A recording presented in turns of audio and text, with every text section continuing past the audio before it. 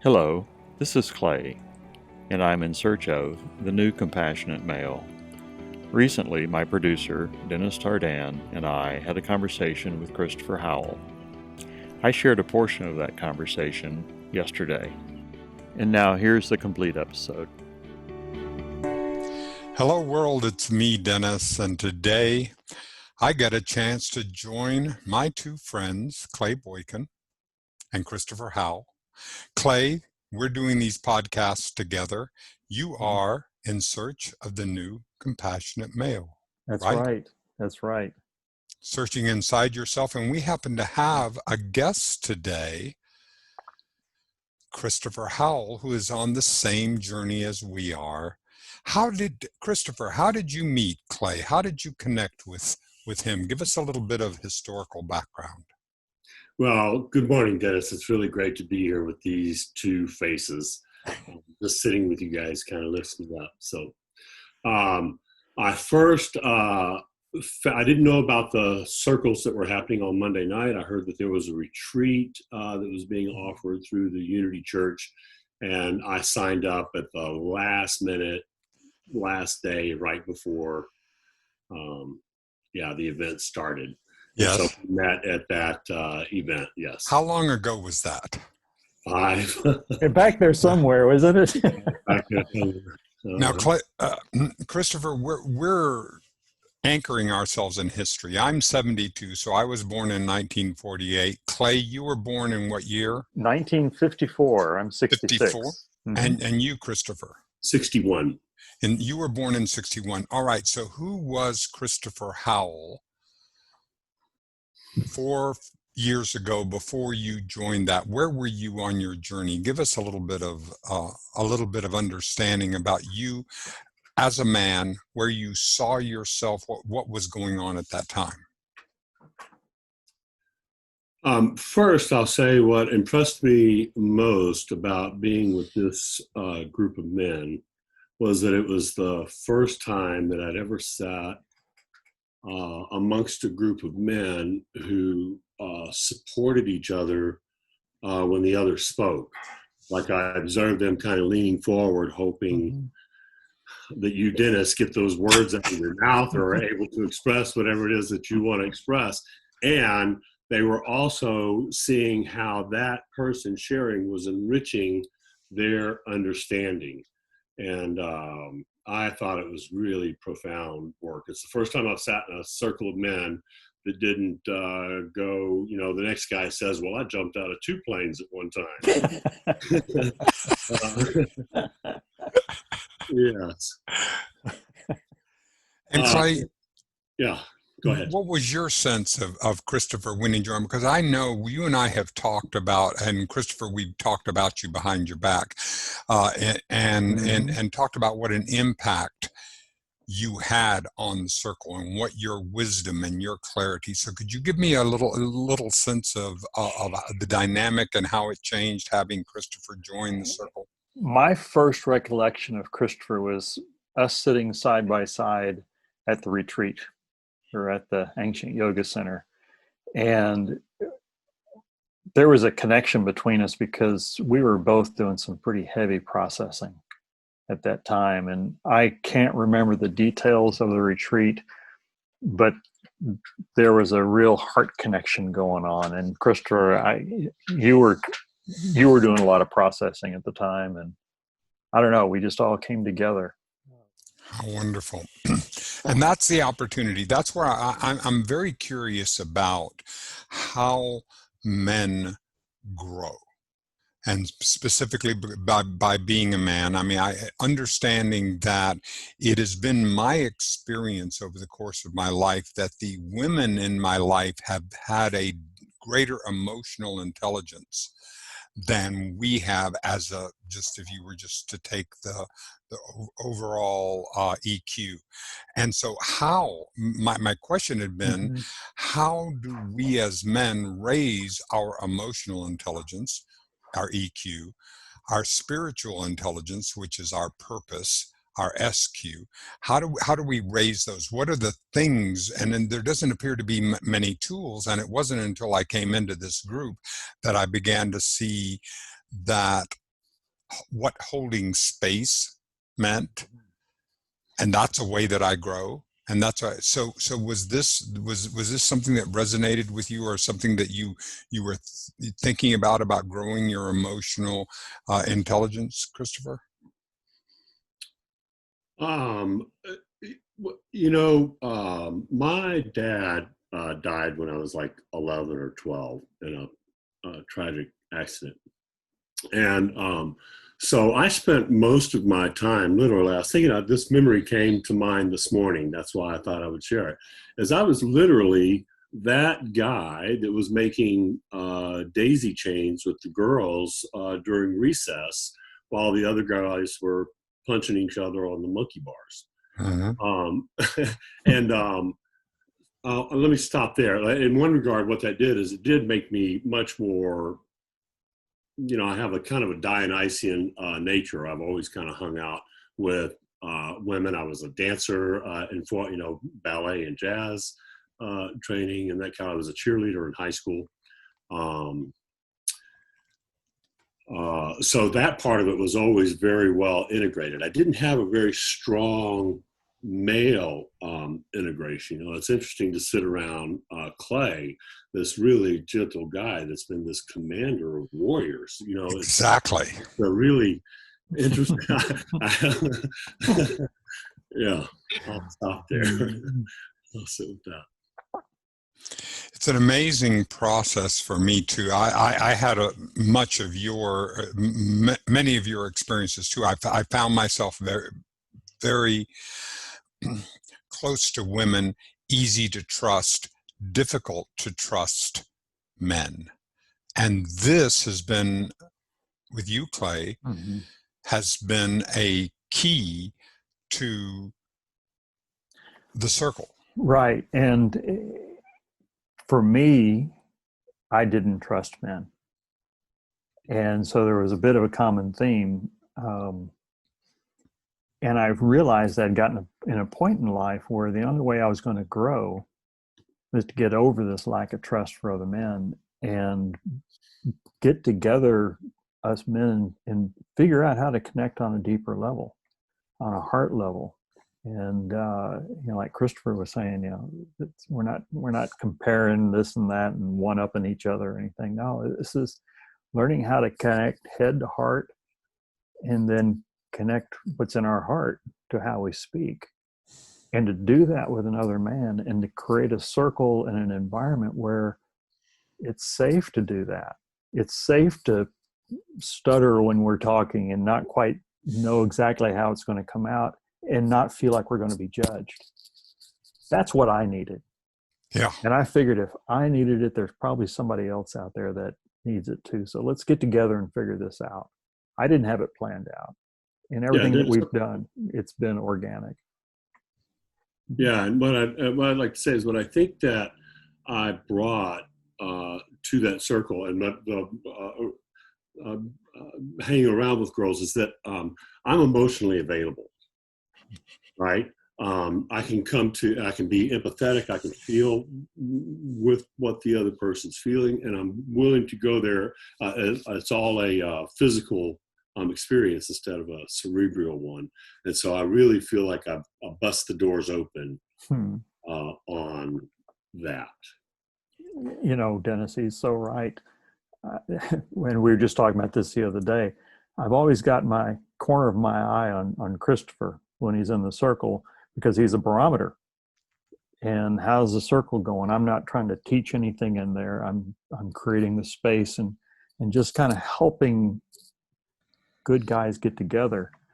And there's sometimes when I want to stand up and say, wait a second, and I want to be demonstrative and I want to jump in there. But as I'm facilitating the circle, I have to kind of hold back. At least I feel like I've got to do that. And sometimes I'm going, come on, Christopher, come on. Well, and it's, the brings it in. About meeting at the retreat, and that first time meeting, he was processing a lot of stuff. Well, part of what I was doing there is, one, I was getting in touch with the emotion, but I was also feeling the room, Yeah. and intentionally going deeper down into that for the purpose of creating safety for guys who did not have, it gave them a deeper well to dive into. Does that make sense? Yeah. It makes God, A totally. lot of times when I'm expressing it, it's not because I'm expressing it. I'm trying to, I found a trail here. Let's go there. Yeah. Well, and that brings so much into the circle, because all of us are seeking the trail, if you will. Yes. And for someone to open up and to go deep like that and do it with passion and have this presence, this loving presence, is modeling the way for the rest of us. It gives us that permission. Exactly. And that appears to be where we're going, because there's emergence. Clay, you're talking about this new archetype, this of that would give us a model, because we've gone through the Christopher, were you at all involved in or aware of the Joseph Campbell, the drum circles, all of the men's movement as to where they were trying to go during the times when those were going on? Yeah, Joseph Campbell's been my number one teacher since 1989. I was introduced to him with Power of the Myth, and then I've read as much as I can get from him. I have 1 million podcasts by him, and all the books that I read are chasing his references. That's what brought me to yoga. That's what brought me to massage. That's what brought me to therapeutic breath work and shamanic experiences and all that kind of thing. So now that I'm done bragging, man, it's so easy. Okay. So I was familiar with the movement that was going on, and I didn't see much value in the contemplative model. Mine was always with weekend button pushing, therapeutic, cathartic experiences. The contemplative model, I've been very, very excited to see how profound and lasting the changes are over time. Yeah. These weekend events, people would have these profound, born again moments, and I was one. I was a born again man. You can't believe how I do it. Yeah, I became a preacher in it. Anyway, so the contemplative model that he introduced has been really grounding. I think that there's room for all the models, and what I've witnessed is that that's been a gap, has been once I've had that big awakening, once Christopher's pushed my buttons and I've had that weekend, now where do I go? And there's another level and another approach that's complementary to that. And that's what I'm finding is the contemplative approach, so that they dovetail together. If we just do contemplative, we're missing out. There's got to be a balance of energy in what we do. So. One of the things that I'd like you to discuss with me, because it's a concept that I'm using actively, because it's an active principle rather than a passive principle, which is holding space. There's an energy to hold a space that is active, and yet it is very much an opportunity for something to happen, and it's really, could you both share on your both awarenesses of it and help me to understand it even deeper? Sure. You want me to go first, Christopher? Please. Okay. I learned it from you. Well, the first time I heard the term holding space was at the Unity Church in 2010 when I walked in, and they were using this term, and I hate to say it, but my first thought was holding space. What, are you holding my space in line? What is it? Can I have ups? Remember those? That's where I started. And over time, I began to recognize what that meant. And as I became a prayer chaplain in 2011, we delved into it. And it's a sense of a deep presence. I hear you. I feel your pain. I'm not here to fix you, but as you're going through what you don't know, that your brother's beside you. And I'm holding for you the truth that in spite of all the stuff that's going on around you, you're still golden, that there's still a spark of energy, the divine energy that's in you. When someone's holding space for me, when I forget my divine presence, they're holding that for me. Christopher? I have nothing to add to that. But what I would add to it is that it was just a new tool in my toolbox that's really been profound in some of my relationships. Me too. And what I love about it is that it trusts the universe. Mm-hmm. And whatever that is, that there is, I do not know the answer, but there's something that does. And I hold space for that to happen. You know, that's right. And there's another aspect of it that I have to constantly remind myself of. And it's when I do a hospital visit. I used to think, well, what's the benefit of me showing up in the hospital? They're sick. Oh, I hope you get to feel better. You know, well, what use was that? But I've learned that just my physical presence, just another person's physical presence with the intention of bringing that energy in, just being there makes a difference. It's not what we say, it's that we're there. That says so much. And sometimes in the hospital room, I walk in and my thoughts are, I don't know what to say. Well, what is the perfect thing for me to say? Oh my God, Dennis, I see you here. I don't know what to say. And that happens to be honest, it happens to be the truth, and it happens to be the most intimate connection because that person said, I know. Wonderful.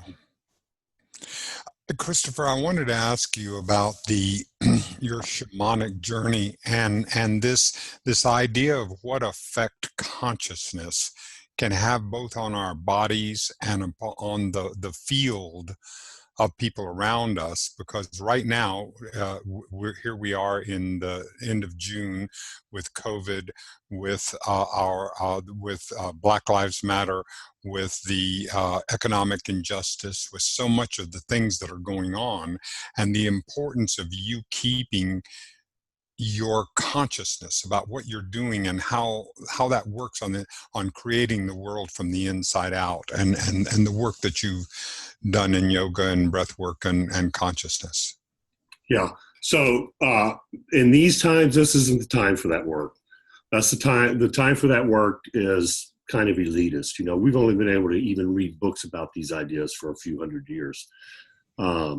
And so now's the time to take everything, all the strength that you've gotten from doing all of those experiences, and let's get busy, right? There's a revolution happening right now, and it's time for all of us that have been thinking about this work, whether it's been for 2 years, for 5 years, for 20 years, or been riding that bus for 30 years. This is it. This is feels that. Oh, this is the most, I cannot tell you how excited I am to be alive at this time in history. It feels like all the work is for this moment. I feel the same. I feel the same way. And it's so funny, Christopher, is because I will go from my small thinking, you know, all my particular challenges or what I do. And then I will hear you, and I'm reminded of what this opportunity. So thank you for see, that's what he does. That's what right, because you remind me of this is the time of opportunity. This is the time for us to be able to connect and grow and be a part of this that's happening. This truly this revolution in consciousness. Yes, and you know, you do your regular practice, you do your regular exercises, you do your breathing, you do your meditation, so that just prepares you for your day, right? Yes. You go out and you know, do your thing, and then find yourself some support groups. That's what this group has been great for, is that I get my mojo back, get my love armor shined up, go back out, breathe, practice yoga, slay dragons. Mhm. Yep. Mm. You know, as you were talking, I was thinking about what I see in myself is, I'm doing my own work and so forth. And then I look up and I see the world is coming apart. And I get this helpless, hopeless feeling. I can't change the world. I can't make an effect out there. I can't. And again and again and again. And we've talked about it on the podcast before. It's the old starfish story. It's the young boy on the beach.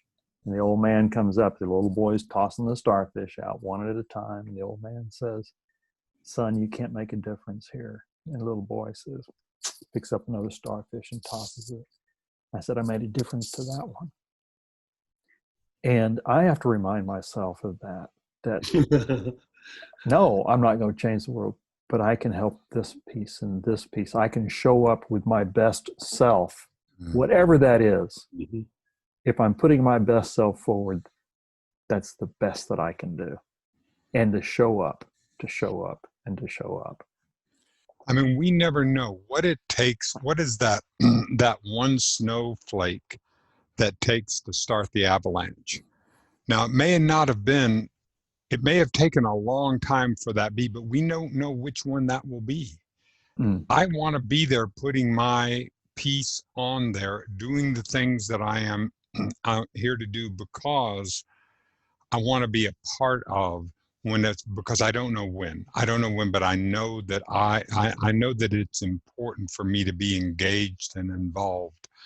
I know we came here from Victoria, Texas, and I remember in 2008, Victoria, Texas is a very conservative town, very right, and I did not want to put my political sign on outside because I was too concerned about how other people would receive me, so that I did not want to show up with who I was. So I would keep my, so I'm learning. I mean, this is so much of a process of being able to show up as I actually am, rather than how I would want you to try to manipulate and perceive you, have you perceive me in a certain way. Mm-hmm. Yeah, peer pressure is real. Yeah. Golly. And where are you? I wasn't making. I didn't. No. Yeah. Yeah. I mean, I didn't all the think times you were. that I have sold out just so that I could, not disturb the influencers. Yeah. Mm-hmm. And so where are we now? Can you guys talk a little bit about what you're seeing in the world, how you're experiencing it, what is vexing you, what is inspiring you, what's going on in the process of humanity going on, so that way we have a large enough subject to talk about. Ha ha ha. Let me jump in and share that when George Floyd was murdered, we didn't know about it. It was a Monday night. We were having our men's circle. And at the time that we were having our men's circle, that event was taking place. And the next morning, I woke up to learn about that. And as the day unfolded, I began to, I guess at some level, be in shock. I couldn't take myself away from the TV and began to really hit me. Our topic that Monday night was aspirations. What are your aspirations in life? And I thought, my God, what was George's aspirations? And for me, it was obvious that, like Christopher said, this is a defining moment in the world. What do I do? How do I show up? I've got a responsibility to the circle. We can't just go into the circle with another contemplative topic while the world is burning down outside. There's got to be something different happen. And at the same time, we've got to hold the sacredness of that circle. And that prompted me eventually to come around to start a second circle. So we keep our Monday night contemplative circle with all the benefits that men gather from that. But I needed to take a deep dive, and I'm taking a deep dive, and I'm opening it up for other men to go with me because I don't know where I'm going. And it has to do with race. It has to do with white privilege, and I have to tell you that some of the things and some of the books that I'm running across, my initial reaction is so triggering. Well, I'm at a place now where that trigger is a hint. I need to look into that. I need to dig into that. And so that's what we're doing on Wednesday nights.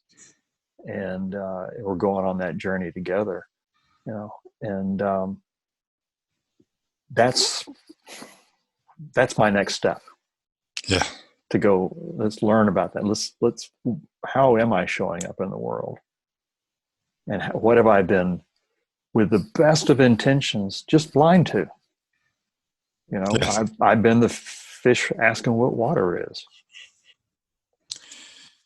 Yeah. Go ahead, Dennis. Well, I will state that I have been the beneficiary of white privilege. That's the thing that I have really learned to own during this time, was really to look at all of what I have experienced and been and gotten the benefit of of having the skin tones, having been raised around where around the dinner table English was spoken, so that I would be able to hear it and be able to hear hear proper grammar, to be able to have the privilege of world books, so that I would have an opportunity to learn all of the privileges that I had over the course of my time. And certainly I did the hard work. This isn't to diminish some of the work that I did and the work and the learning that I did.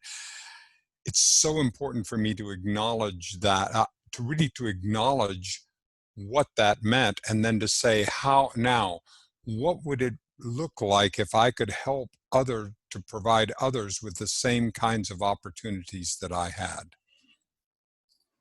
And I think that whole conversation is part of a larger conversation, right? So what's happened so far is that every time there's been, I talked to a friend yesterday, he says, in the Black community, when the stock market crashes, it doesn't matter to us. We ain't panicking, right? Because we're doing our same survival that we were doing yesterday. So the world doesn't really change that much for them, right? So it goes along like that. Ours goes up like this, right?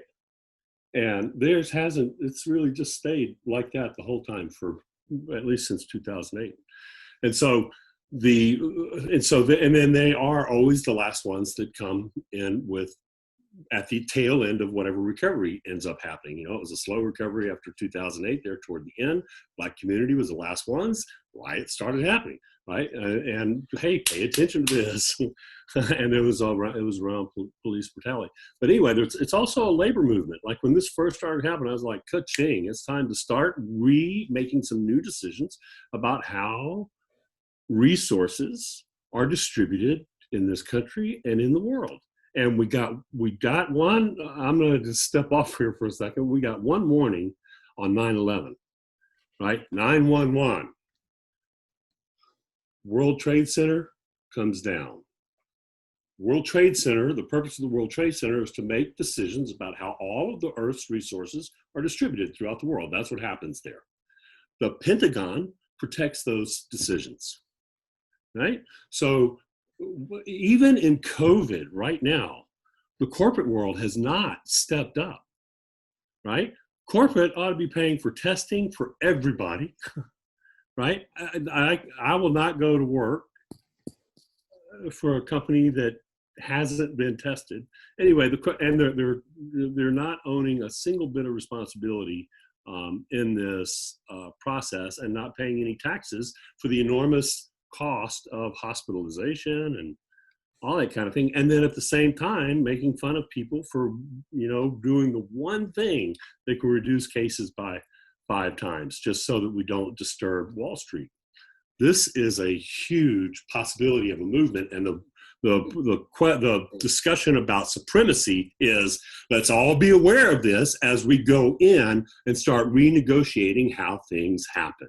We can't make those same kind of decisions with the same kind of beliefs that we have about being masters of the universe. Okay, I'm off my soapbox. No, I want to continue on that soapbox, because it does. This is an important. My wife was talking about this, and I've heard this in other places, is that we're not all in the same boat. We are all in the same storm. Same storm. Some people are in rowboats.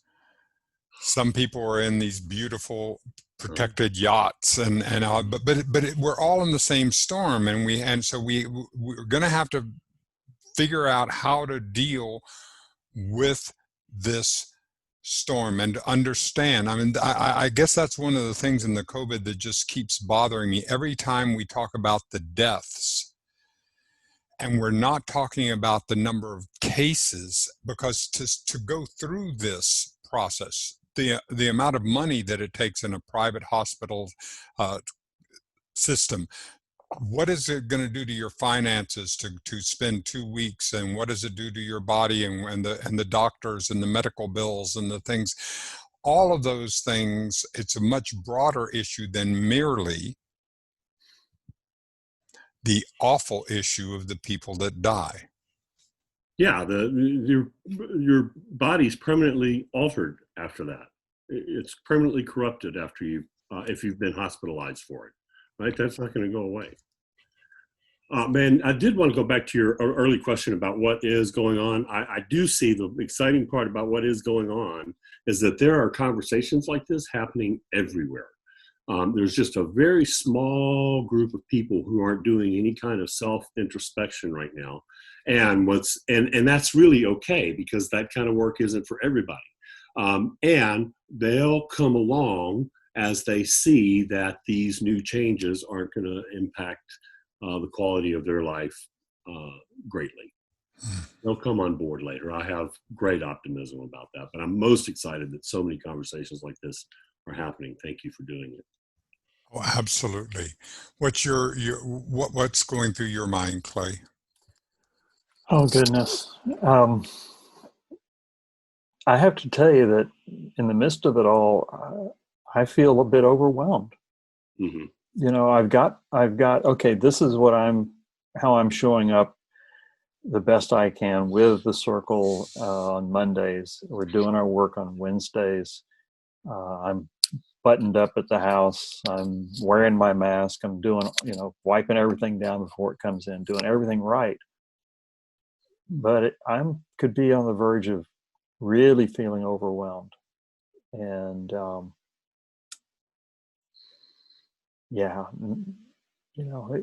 golly, we can't see too far down the road on this. Sure.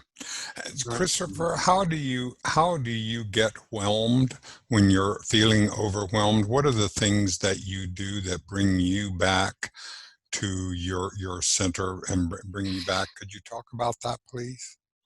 Yes. And so first, you should know that I have bipolar tendencies. So I do ride hard. Mm-hmm. And I'm on an upswing right now. That's one of the reasons that some of my communication is a little bit. Sure. Yeah. But it's coming from, for me, what happens, the first piece of therapy that I got, it used to shut me down for like months, 3 months, 4 months, 6 months, and there was times when I would sleep for 18 hours a day. It was ridiculous. But one of the tools that I learned was to go ahead and feel it completely. Go all the way down into like the next breath is too much fucking trouble. Mm-hmm. I'm that overwhelmed. I'm that close to death. And if you can allow yourself to do that, you have the momentum to come on back up. But if you put the brakes on while it's going down, if I could just, pardon my language, I hope this is an adult crowd, it just kind of swings back and forth there. And so sometimes that works for me. Sometimes I just can't get out of it. And, sometimes really I would say that I think the thing that pulled me out this time was just there was a few encouraging words in the last few weeks. And there was some really, I had some anger about some things that were going on and was able to learn about that through conversations like this with the men's circle and with the study group. And I really came to another place of compassion and excitement just over the last week. Mm-hmm. Let me ask one question on this before I know I'm interrupting you, Clay. But Christopher, do you see compassion as having an impact on your bipolar? That compassion for yourself. I know I have spent much of my life in self-loathing. That's really been that place, that dark, that place of self-loathing has really been and that's where the compassion has had an impact on that. And yeah, for me, it's that, God damn it, it's the difference between, damn it, here I am again, and here we are. Right. Oh, okay. I've been at it. Thank you. I have to say this, that I really identify, Christopher, when you're talking about the cycles. And, through my years on the corporate side of the house, not really being on purpose with where my heart is, the cycles of depression and anxiety and really riding that roller coaster. This is one thing that I truly admire about Christopher. He has the courage. You have the courage to ride that thing, to feel it fully. There's so many of us, I'm pointing to myself right now, and me, that turn to medication. Yep. Yeah, so I can keep balance because there's a part of me that's deathly afraid of taking the full roller coaster ride.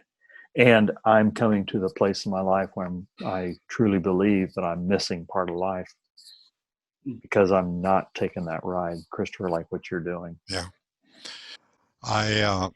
I'm listening to a book called How to Change Your Mind, which is the entire history. Michael Pollan wrote it, Pollon, but he does a scientific study of psilocybin and LSD, how it's happened in how it works, what's going on now, and more medical schools are doing work with it. But the key to it has to do with what you said, Christopher, because whenever they sit down because it has to do with set and setting, so the mindset. So it has to do because and they're doing parallel studies with meditation and mindfulness that go to the same place. So this is the same, is that it actually is that when you go into one of these journeys with you have a guide and you go into one of these journeys, that when you find that dark, fearful place, you go toward it rather than away from it. Go through it. You say, what do you have to teach me? What is it that you are here to teach me? And you go through it. And that's the transformative experience that happens there.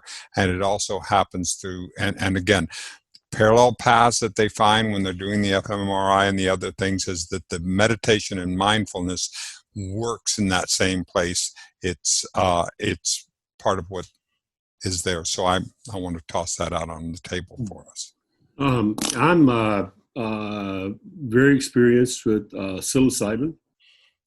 I would do it with 3-day silent fasting hiking trips.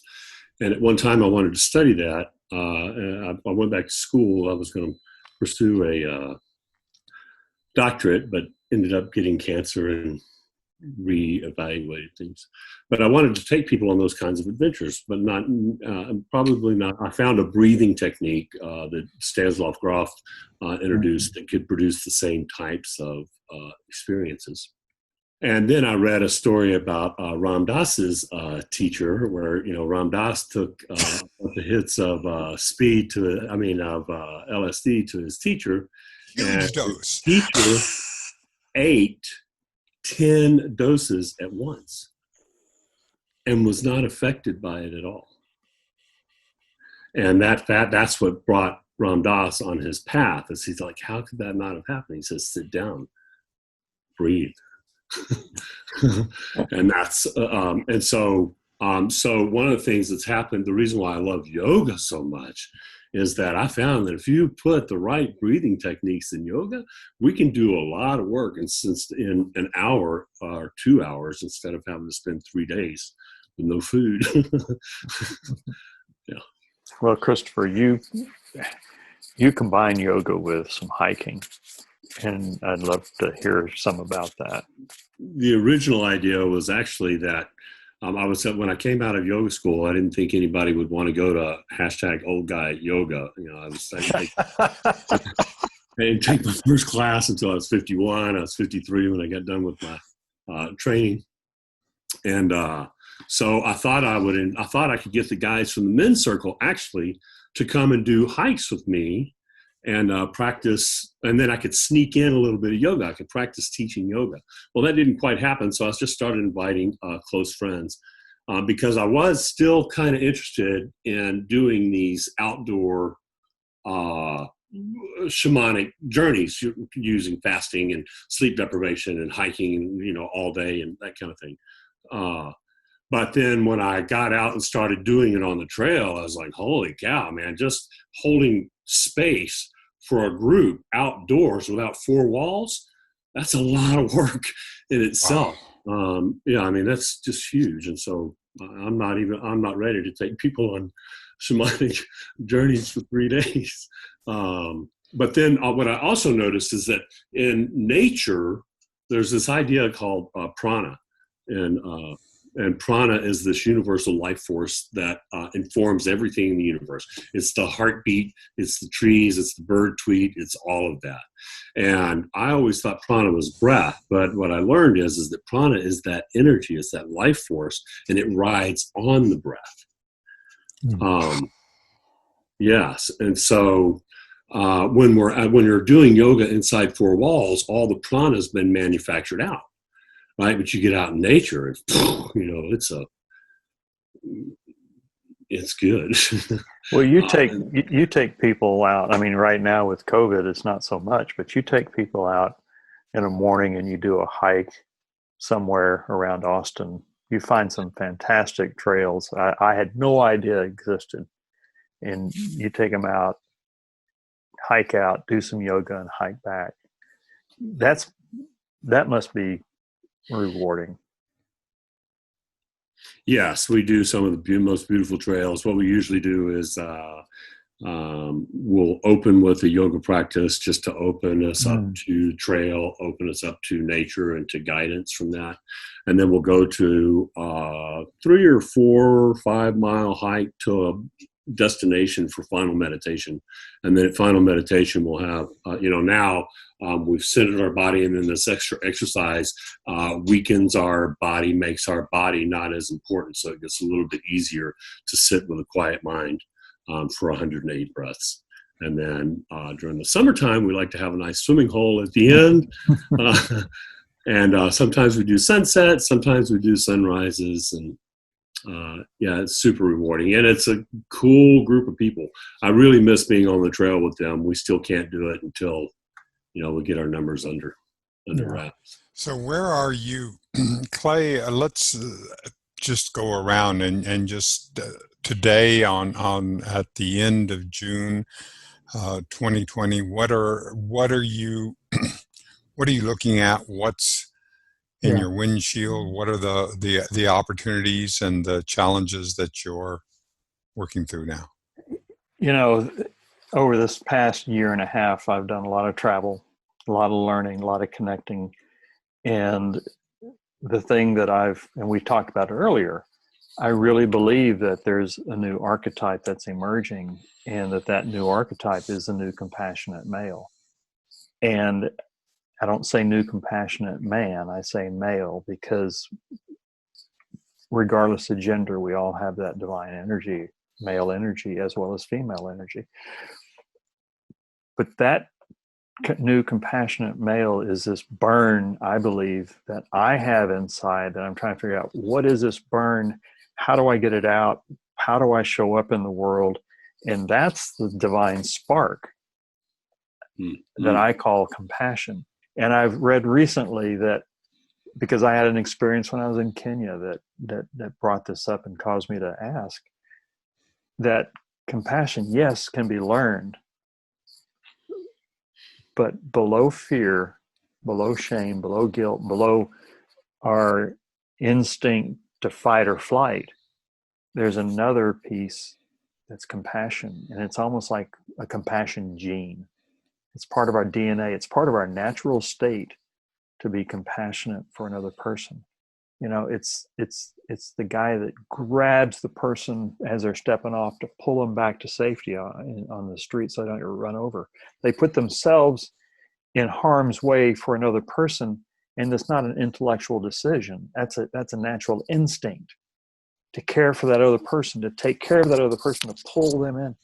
In that moment, those two people, I believe, are one in that energy. And so I'm taking and doing a recount of everything that I'm learning along the way, and I'm working on my book. And of course, it's going to be called The New Compassionate Male. And I'm in a deep dive on that right now. And it's a lot of work. Congratulations. How about you, Christopher? Yes, and so I'm taking that conversation into my work, and what I'm most committed to right now is getting a new president elected. I've joined the Biden campaign, and I'm working with having a lot of communication with Republicans who are interested in making the switch. And one of the things very encouraging is I think that the silent majority is silent, and that there's there is a very small group of there's trumpets, and there's Republicans, and the Republicans have listened to it enough. Yeah, I'm very, very, very encouraged by that. By most of the conservative, I've talked, been social media with bunches. I'm so glad to hear you say that, Christopher, because one of the things that I find I am better when I have someone from a different point of view to help me to make the ideas that I have better. And I feel very strongly being what I would like to call a conscious capitalist, because I believe in the capitalistic system with fetters, and we have this, so that I find myself on the left. I find myself aligning with many of the principles of the day. I also find that if we were to have an ethical, aligned center right that was powerful, that bring the voice, that my ideas would get better than if it was merely our ideas alone. Yes, that's what my whole campaign is my whole campaign is #United. And that's what we have to do is we have to return to bringing great minds together, discussing great ideas. And everybody has to be involved in that conversation. The left has great ideas, the right has great ideas, and neither one of us are terrorists. You're either with us or you're with the terrorists. That really got imprinted at a very vulnerable time. I think that's something that needs to be scrubbed out of our DNA.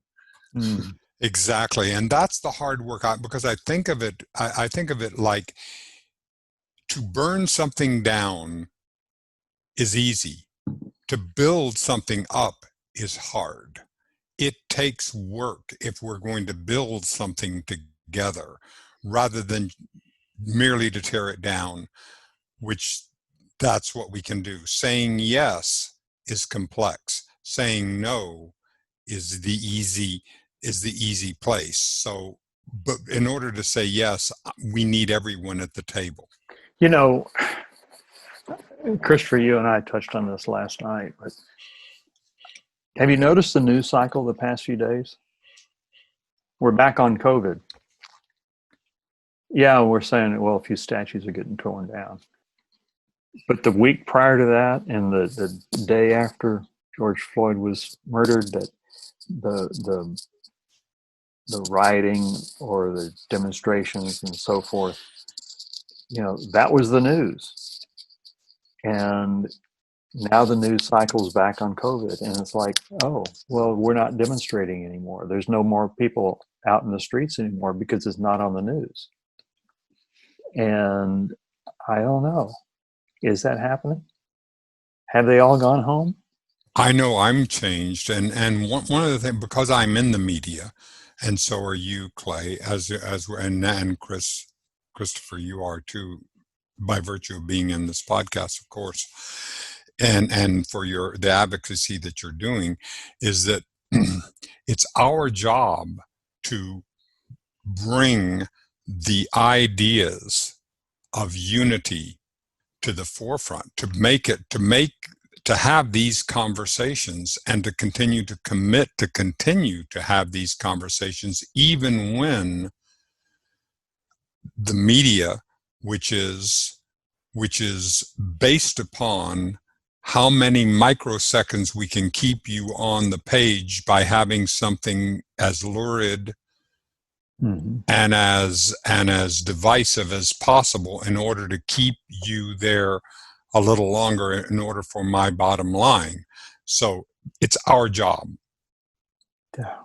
I think when Christopher, when you said #United, that really sparked for me. Me too. My goodness, that's. And you're talking about these discussions between great minds. I learned a term this last year that comes from Carl Jung, holding the tension of opposites. You have your ideas and I have my ideas, and you and I can beat the crap out of each other all day long trying to change each other's ideas. Or we can both aim together at something higher, something greater than either one of us, and bring our best. And in that, we are both evolved, and we do change, but we evolve to something greater than either one of us would have been otherwise. I'm still united with the protesters also. And there are protesters. There are, to answer your question, I know you looked at that app yesterday, and there may not be thousands on the street right now because it's hot.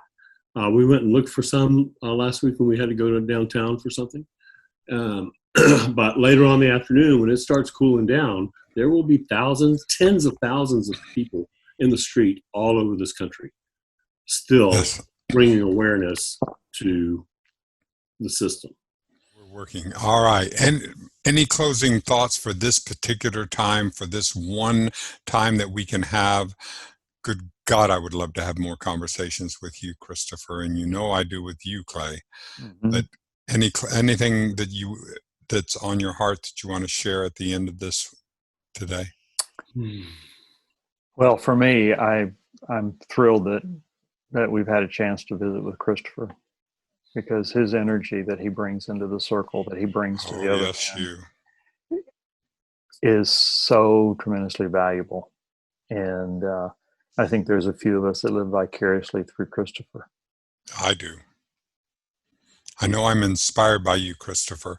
This was why I wanted so much to have this conversation, because I've not had that opportunity to be able to connect with you in this way.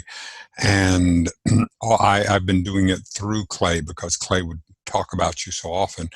And so to be able to feel that, to be able to see what you're doing, this is where I think that the impact of conversations and community can truly make a difference, because I'm exiting this conversation at a higher level of consciousness than I entered it. I gotta say, it's really an honor to sit with you guys. You guys are really beautiful men lifting up other men. I'm so delighted to have been here with you. My pleasure. Thank you. Feeling with you today. Thank you. Thank you, Christopher. Clay? Thank you. Thank you, Christopher. Yes. Thank you. And thank you for all who are listening. And we will see you next